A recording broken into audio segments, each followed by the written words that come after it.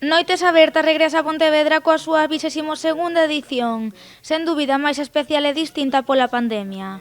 A programación levarase a cabo entre os meses de marzo, abril e maio e en total haberá 95 actividades. Polo de agora todas elas desenvolveránse vía online e será obrigatoria a inscripción previa. Dada a situación sanitaria, cando menos, no mes de marzo, imos desenvolver Noites Abertas única e exclusivamente en liña. Por iso, en cada actividade, imos a atopar un enlace a Apúntate, onde as persoas participantes van poder introducir os seus datos.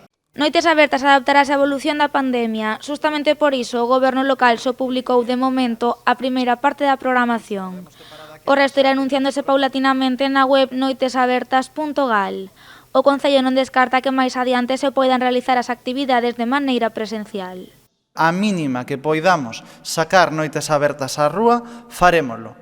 Farémolo nas prazas, farémolo nas rúas, farémolo nos soportais, ali onde sexa posible, porque Noites Abertas é un programa de socializar. E, ademais, que mellor espazo que temos que unha cidade que foi pensada para as persoas, pensada para desfrutar do espazo público, para poder facer actividades con xente moza nas rúas.